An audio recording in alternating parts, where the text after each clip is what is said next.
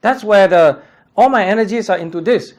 Of late, there's one Dutch physicist who's a very old man and is trying to lure me into studying the diurnal changes, the day and night. And he doesn't realize that the mixed layer, what we call the area where they consider everything by motion, is very turbulent in the sense where the energy mixing is very well mixed. So between from surface to maybe 20-30 meter down, it's very well mixed. Between you measure the temperature here, measure here, it's the same because well mixed, right?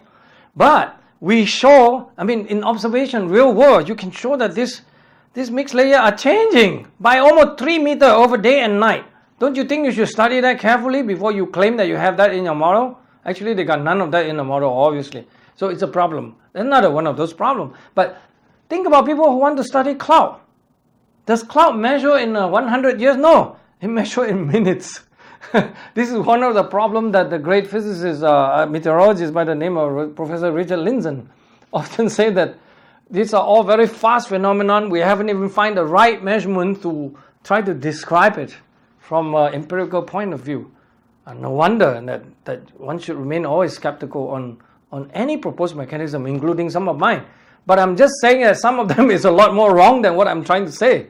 So you have to weigh the balance. What are you trying to get at? Showing that you understand something or showing that you really actually don't understand the crap? This is a deep, deep problem that is very difficult.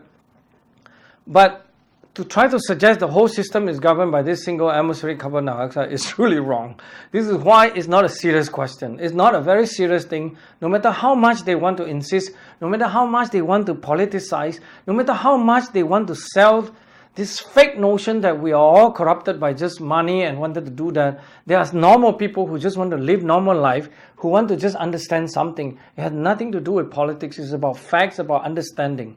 It's not about trying to destroy planet. Who wants to deny a planet? I didn't wake up every morning want to punch climate in the face and want to kick this guy in the butt to do that. For what? It's actually trying to understand what is happening. And we actually learn a lot in the process, don't we think? We're able to study the thermometer data carefully and show that most of the warming that they show from 70s to 80s onward, and we saw contaminated by urban heat island effect, for example, in many of the thermometer data. We show that they are contaminated by land use changes. Imagine you put a station there, over time it become a farmland, later you put concrete over, then you change over time. That clearly is not measuring climate, is it? It's changing what you've done to your surfaces, right? Houston, flooding, what's the problem? It's really had nothing to do with global warming. It has to do with how the land surfaces has been changed over time and no drainage of the water. Those things have nothing to do with the intensity of the hurricane either, right? It just happened to a meteorological phenomenon that caused the hurricane to park there a bit longer. By the way, that phenomenon is called median-Julian oscillation. It's another one of those problems that I think people who's not keen observer of the climate tends to try to manipulate how people believe, and they try to create level of plausibility. Professor Michael Mann didn't show very carefully about the Gulf Coast sea surface temperature. It's been shown by Professor Roy Spencer, for example, that this thing have not really been warming according to what they think is warming. It's not. They're just telling the people that, oh, it's warming, but show me the facts. They did not show the data. You go look up Roy Spencer, no wonder people read his book because he showed the data. That kind of argument. You either want to wave your hand all day long and trying to essentially tell not untruth. What are you supposed to do? Probably you should call it telling lies, but what can I say?